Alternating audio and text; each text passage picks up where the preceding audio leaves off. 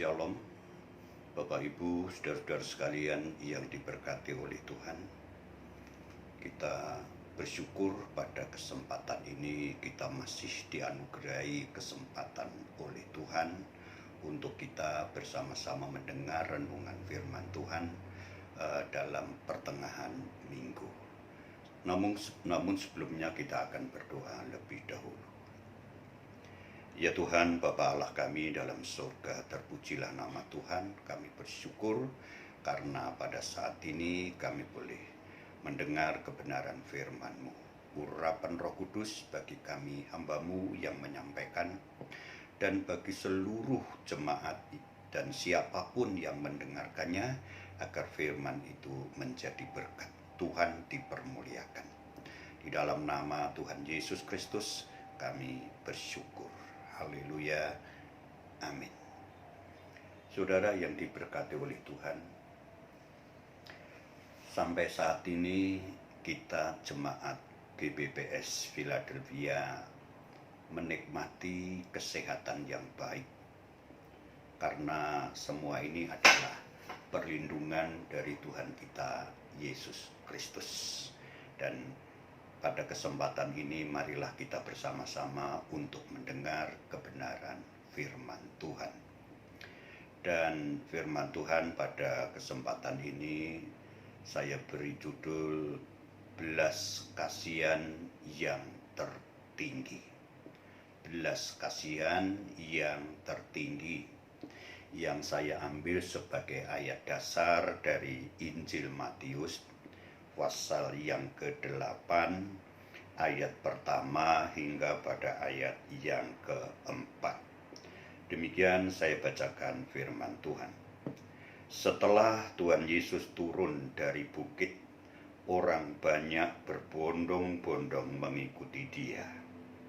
Maka datanglah seorang yang sakit kusta kepadanya, lalu sujud menyembah Dia dan berkata, "Tuan, jika Tuhan mau, Tuhan dapat mentahirkan aku."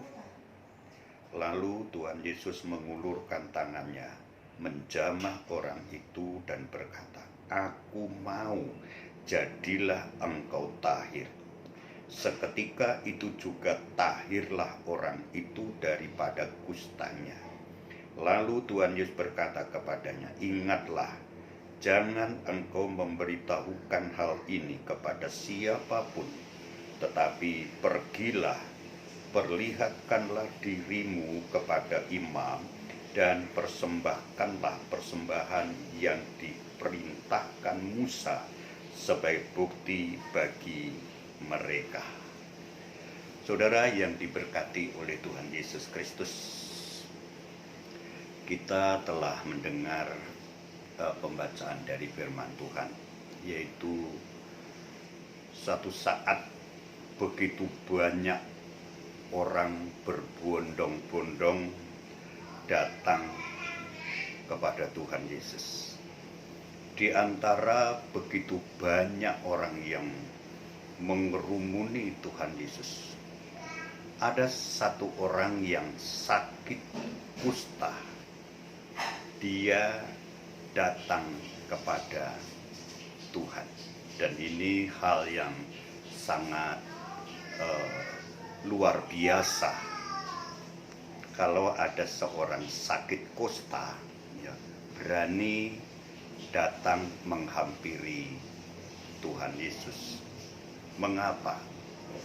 Saudara, sakit kusta pada zaman dulu adalah merupakan salah satu penyakit yang paling mengerikan bagi penderitanya.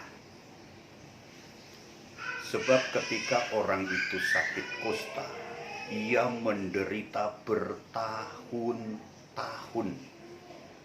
Setiap hari di dalam penderitaannya, dan menghantar kepada suatu kematian.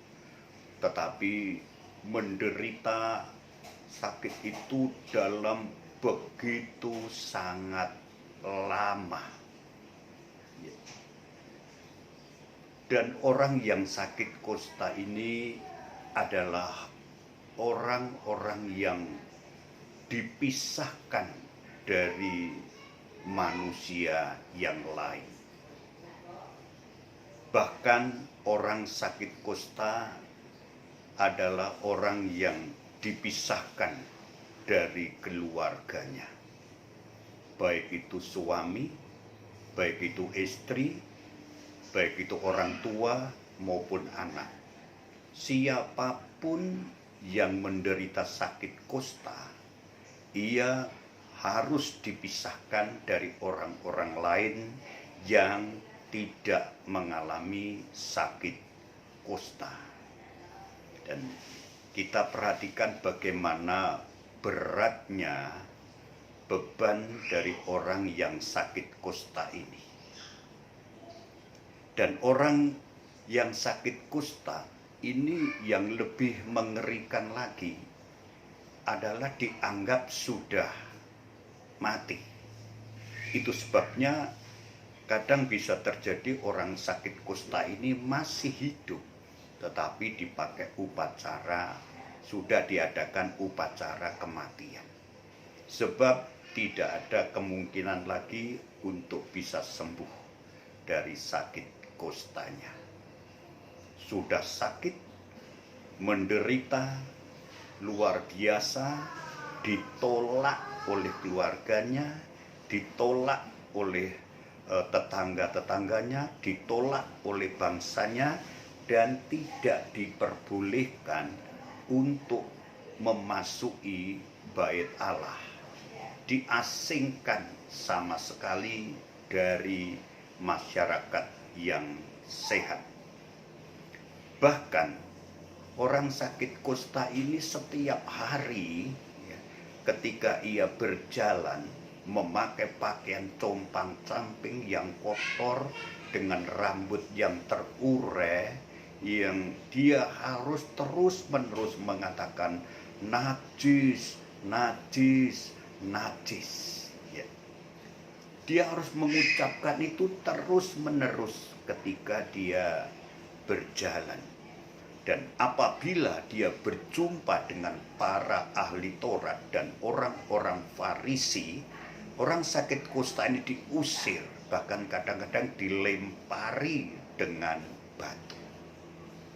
Kita dapat merenungkan sejenak bagaimana penderitaan orang sakit kusta ini secara fisik, secara kejiwaannya dan perasaannya sudah menderita sepenuhnya, ditolak oleh semua orang, diasingkan dari masyarakat bangsanya. Seolah-olah kalau kita memikirkan orang sakit kusta pada waktu itu benar-benar telah mengalami suatu buntu jalan di tengah-tengah penderitaannya yang hebat. Kepada siapa dia harus lari untuk meminta pertolongan? Tidak ada jalan lain. Semua tertutup. Semua menolaknya. Semua menganggap najis. Bahkan semua benar-benar menghindari sejauh mungkin. Inilah nasib orang yang menderita sakit kusta. Namun luar biasa, pada suatu kesempatan dia berani datang kepada Tuhan Yesus. Ya, dia datang kepada Tuhan Yesus. Dan ini merupakan suatu langkah. Ya, orang yang datang kepada Tuhan ketika ia benar-benar mengalami sakit kusta, menunjukkan orang ini mempunyai keyakinan yang sangat kuat, ya. Memiliki suatu keyakinan yang begitu sangat kuat. Kalau tidak mungkin dia mau datang kepada Tuhan sebagai orang yang sakit kusta. Dimanapun dia ditolak, kepada siapapun dia ditolak, bahkan keluarga sendiri ditolak. Tapi dia datang kepada Tuhan. Artinya Dia datang dengan keyakinan penuh. Dia datang dengan satu iman yang begitu sangat kuat. Sebab dia berani untuk menghampiri Tuhan. Dan luar biasa, ternyata Tuhan itu yang diperhatikan orang yang datang kepadanya adalah imannya. Memiliki iman yang kuat, memiliki iman yang kokoh, memiliki iman yang teguh. Kalau kita melihat dalam Markus pasal 2 ayat yang kelima, di sana juga dikatakan ketika Tuhan melihat iman mereka. Jadi Tuhan memperhatikan setiap orang yang datang kepadanya. Apa itu datang dalam ibadah, apa itu datang di dalam doa. Semua yang mendekat kepada Tuhan, yang dilihat Tuhan adalah imannya. Ya. Bukan melihat siapa yang datang. Ya. Orang Farisi orang ahli Taurat, seandainya dia mau datang, ya, atau jemaat biasa, ya, orang kaya, orang miskin, orang pandai, orang bodoh, ya, orang kota, orang desa, ternyata itu semua bukan menjadi perhatian Tuhan. Yang menjadi perhatian Tuhan adalah iman mereka. Kalau orang Kustai tidak punya iman yang kokoh, iman yang teguh, dia pasti tidak berani datang kepada Tuhan. Ya. Jadi menunjukkan dia datang kepada Tuhan karena dia berkeyakinan penuh kepada Tuhan. Yang pertama, keyakinan itu dasarnya ialah Tuhan Yesus itu Maha Kasih. Ya. Dia Maha Kasih. Dia membuka tangannya. Marilah kepadaku, semua yang letih lesu, aku akan memberikan kelegaan kepadamu. Tuhan memanggil semua orang.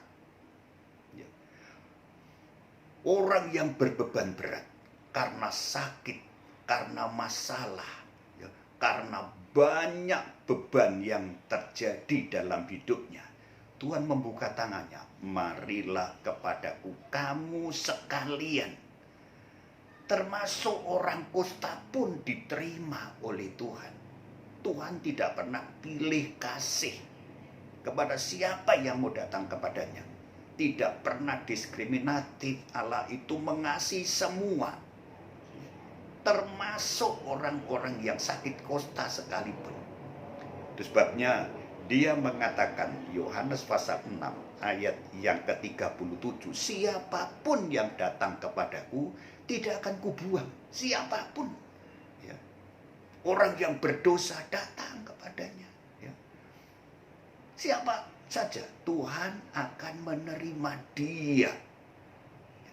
Jadi yang pertama, keyakinan penuh kepada Tuhan itu, si Kusta ini meyakini Allah di dalam Yesus Kristus itu adalah penuh kasih, tidak pernah menolak, dan dia pasti menerimanya. Itu adalah alasan yang dia datang kepada Tuhan. Di samping itu, dia berani datang kepada dengan satu keyakinan penuh, karena dia tahu Tuhan sanggup menyembuhkan dia. Dia Allah yang mempunyai kekuasaan yang tidak terbatas. Ya. Itu adalah dipercayai penuh oleh si Kusta ini. Ya. Memang dikatakan dalam Lukas 1 ayat 37, tidak ada yang mustahil bagi Tuhan. Jadi saudaraku, Bapak Ibu, saudara-saudara semuanya, ketika kita buntu jalan, ketika kita terbebani dengan masalah yang berat, ketika kita ditolak siapapun, ketika kita sudah tidak ada lagi jalan bagi kita, masih ada satu kesempatan untuk kita memperoleh pertolongan, yaitu melalui pribadinya Tuhan Yesus Kristus. Datanglah kepadanya dengan satu keyakinan yang penuh. Dia tidak pernah menolak siapapun. Dia Allah yang maha kasih, tetapi dia juga Allah yang maha kuasa. Itu yang pertama. Kemudian yang kedua, mendasari dia berani datang kepada Tuhan Yesus. Yang kedua, ia datang dengan kerendahan hati. Betapa pentingnya ini.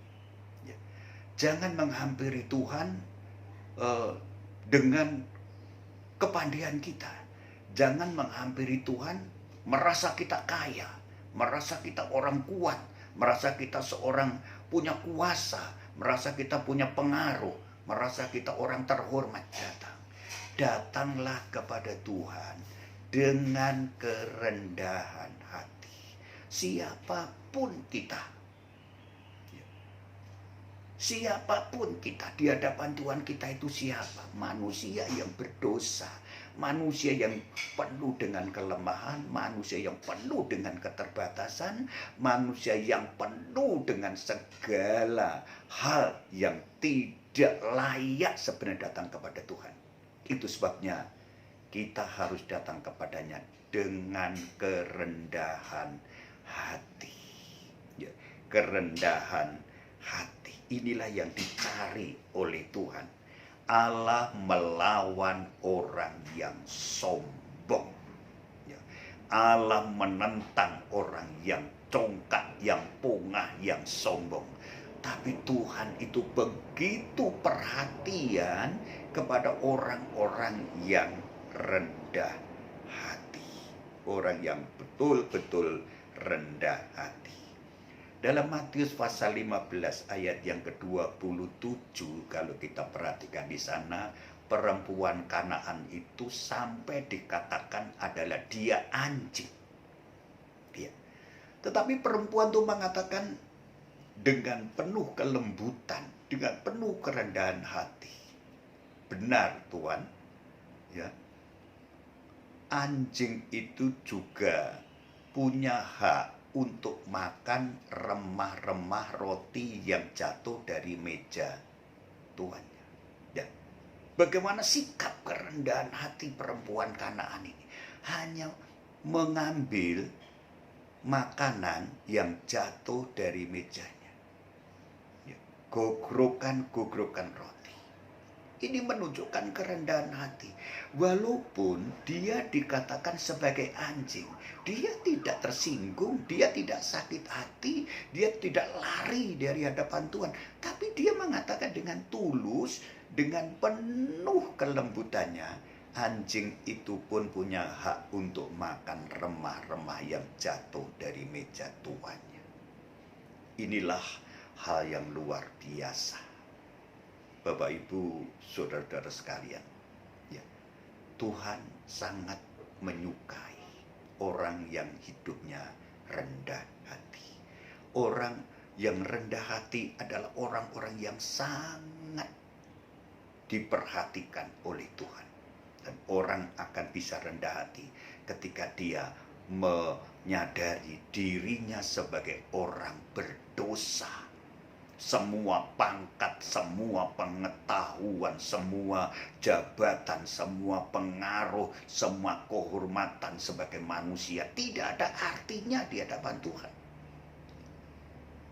Kita datang dengan kerendahan hati dan kita mengakui semua kelemahan dan dosa-dosa kita. Orang-orang Farisi ketika datang kepada Tuhan dalam bait Allah, dia berdoa dengan kebanggaannya, menceritakan semua kebaikannya, semua kelebihannya, justru ditolak oleh Tuhan.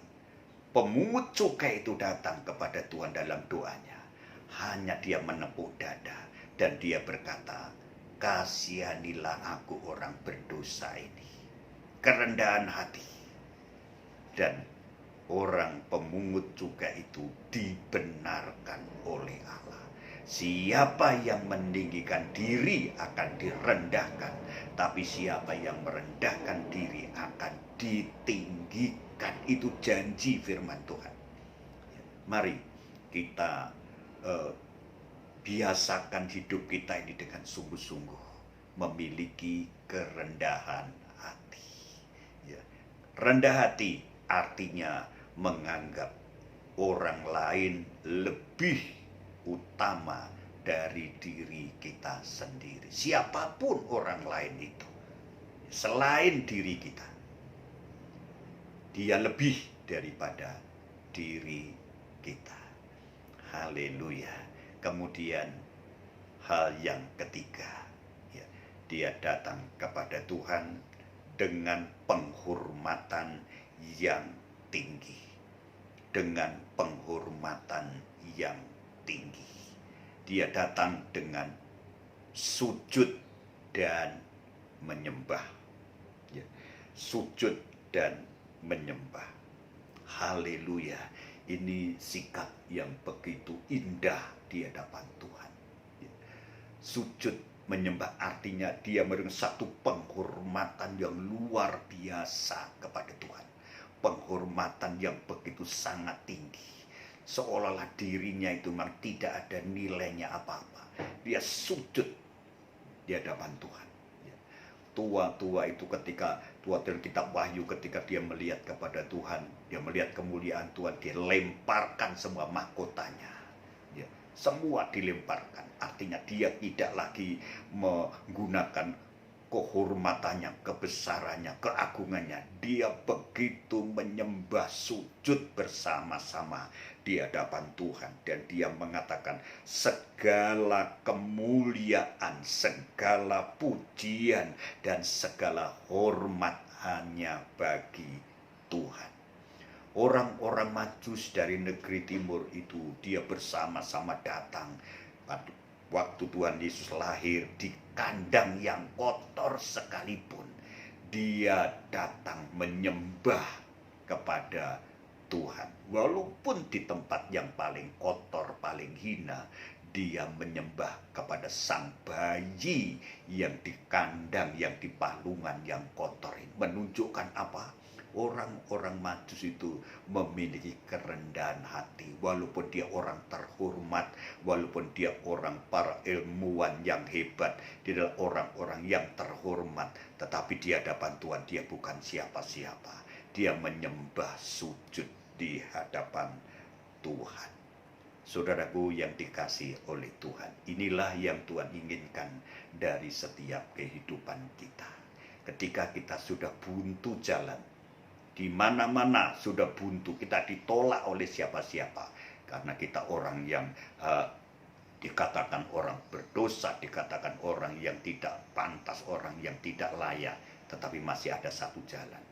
Datanglah kepada Tuhan Yesus. Dia tidak akan pernah menolak kita. Datanglah dengan keyakinan yang penuh, dengan iman yang sungguh-sungguh. Tuhan akan menaruh belas kasihannya kepada kita. Kemudian datanglah kepada Tuhan Yesus dengan kerendahan hatimu. Siapapun kita, Dia adalah Allah yang maha kuasa, yang memiliki kekuasaan yang tidak terbatas. Dia Allah yang memiliki satu kemuliaan yang tidak terhingga. Siapa kita manusia ini? Apa yang dapat kita banggakan? Ya, datanglah dengan kerendahan hatimu kepada Tuhan. Kemudian yang ketiga, datanglah kepada Tuhan dengan menyembah, sujud, memberi penghormatan setinggi-tingginya kepada Tuhan. Kepada Tuhan kita, Yesus Kristus. Dan ketiga hal inilah yang sungguh-sungguh menarik perhatian Tuhan luar biasa. Sehingga belas kasihannya yang begitu tinggi dinyatakan kepada orang sakit kusta ini. Aku mau, jadilah engkau sembuh.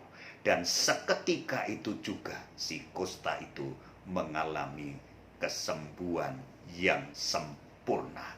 Tahir dari kustanya, sembuh dari kustanya.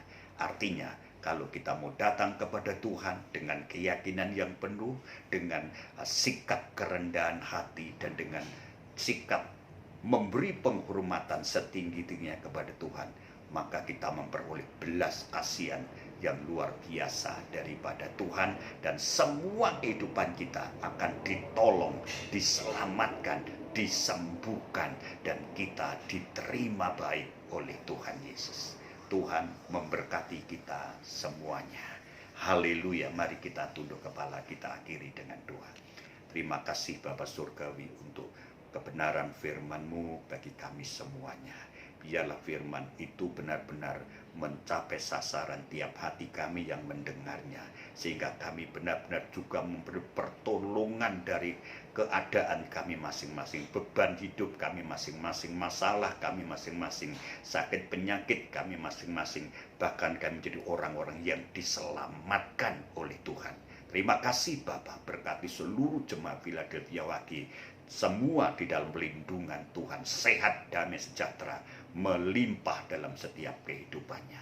Kami bersyukur di dalam nama Tuhan Yesus Kristus, berkat Tuhan menyertai kami semuanya. Haleluya, amin.